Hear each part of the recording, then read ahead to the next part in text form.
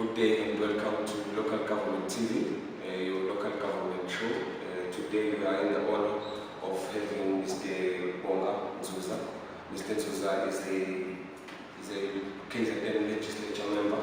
He's joining us today on our insert, whereby we talk to the province, programs that the province has as a legislature. What are their plans in terms of the local government? We are going to talk about several issues that have a concern in this day and age. We are going to talk about the current drought crisis that we have in KZN. We are going to talk about human settlements. We are going to talk about the legislature's role in local government, and we also going to talk on a lighter note with our honorable legislature member, Mr. Nzuza.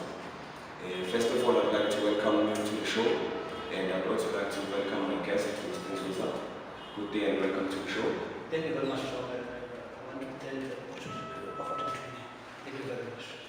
Thank you. On today's show, we are going to be having a discussion. Our discussion has to do with how much impact the legislature, provincial legislatures have to do with local government. So my first question, Mr. Nzuza, would be on, it will be lighter, because I would like you to introduce yourself and introduce your role as a legislature member in the KZN Parliament. Thank you again, Mr. Stewart. My name is Bonga Nzuza. I'm a member of the Provincial Legislation KZN under the National Freedom Party. This is my first term to the Parliament. As you know, our political party NFP is new. It's the first time to have a member of the Parliament in our organization. Lucky enough that we do have members in the KZN legislation and national. As you know, that in terms of the local government, we do have a councillor for the whole local government councillors. As I mentioned that I'm a member of the Provincial Parliament, at the parliamentary level, all political parties have a right to serve with different committees. And myself, I'm serving the Committee of Human Settlement, which is just dealing about the housing. And then number two, I'm serving with the Agricultural Rural Development, which is dealing with the agriculture and to try to fight with the food security in our country. And then thirdly, I'm serving with the Public Works, where I'm not a full member, which that one, I'm an alternate. You know, if there are small parties in Parliament, you don't have many members in the committee as another big parties they have, like ANC and IFP and DA. Ourselves, NFP and Minority Front and EFF, we end up serving one per committees. And then the third committee, you will not become a full member, you become the alternative, because the full member they must come from another small parties like Minority Front or EFF. Because in terms of the law in Parliament, EFF and Minority Front, they fall under us as NFP, because we are a small party who do have a bigger number than another political party, EFF and Minority Front.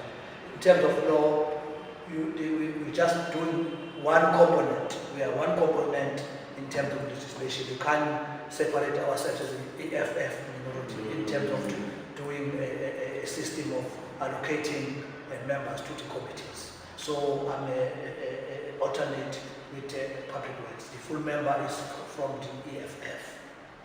So I want to know, in terms of in terms of legislature, the law, how much impact do you as the legislature have on the programs that you see on the ground at local government?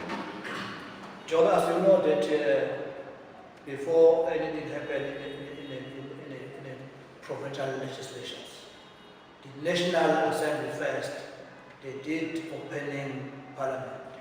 They did that because all provincial government, they are under national government. And then here in KZN, as a member of the provincial legislation, all municipality from 1 up to 11. You know that you have 11 district in KZN. Yes. They're under control of the provincial legislation. We do have different ministers, as you know, that at parliament level, we do have a member of the parliament, which are part of it. And then at the same time, we do have a cabinet. Cabinet is a minister's cluster who won't able to be a party if you are not a minister. Yes, you can be a member of the parliament, but you can't sit in the cabinet ministers, because the cabinet meeting is involved only ministers. That's where everything they just go to come from the cabinet ministers, and then they just want to channel it down to the district through department of different cabinet ministers.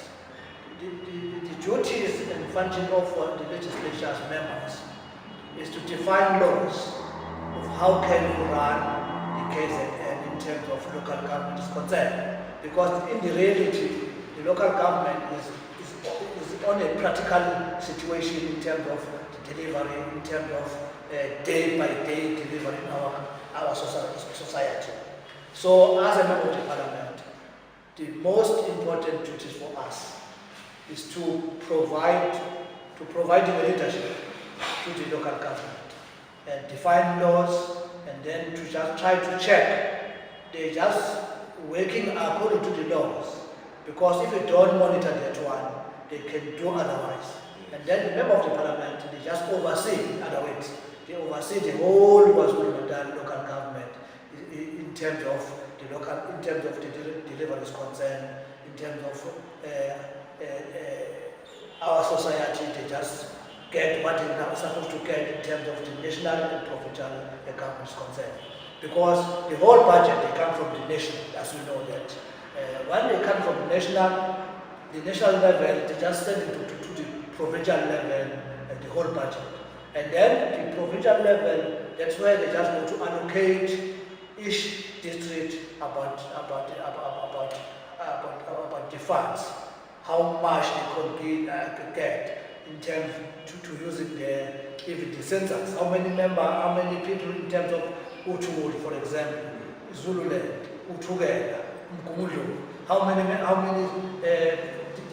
the population is. Because anything in South Africa, they just going according to the population.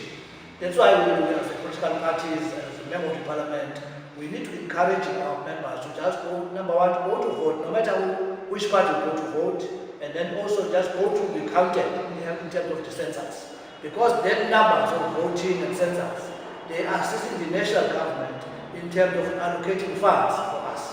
If you don't count it, you just go to infringing our rights to getting another rand on top of your head because you're counted. But if you're not counted, the government can't guess you are existing.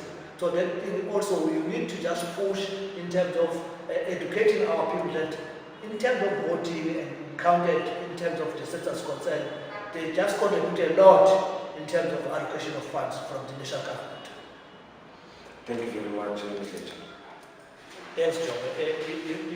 The first challenge is which they face in all departments is the shortage of funds. Because while the ministers, they do like to fast track the program of project to be taken place so quick, but the frustration they just come up while you found that the department, they don't have enough resources in terms of the project's concerned. And number two, human settlement particularly. Yes, of course, the Department of Human Settlement, they did try all their best to assist in terms of allocating funds, and they found that funds, some of them are not used about the way they're supposed to be used. And then also we end up getting information that even the houses are completed in the various areas, they don't allocate it in the way that they're supposed to be allocated in the fairest way. They end up getting information that somewhere, somehow, they do have people just selling houses, which is a crime, because the government of the country they don't expect anyone to buy a house from the RDP's system, because those houses was created for the people who are not able to get their own houses with their shops. But the government has come up with a standard houses for the category, for those people who are not affording to get their own house, getting the subsidy, getting to loan from the banks, because you know that our financial institutions, they are not friends for everyone. They are friends for those who have a huge money in their banks. If you are not have a big salary, they can't give you any loan in terms of how to build your own houses. So that's why the government came up about building a house for the people who need to get help from the government. It is very sad that some of the areas you found that houses are being sold for some people who are better than those who are staying there. I can quote some accident, but because if the issue is reported in the police, if you have a case number, you can't talk about it in media because it's subject to care. Yes. It's not allowed to do that. But another challenge is look like the municipalities. They don't have a system to make a follow-up in terms of those projects who are on place, who are on Kickstart or implemented.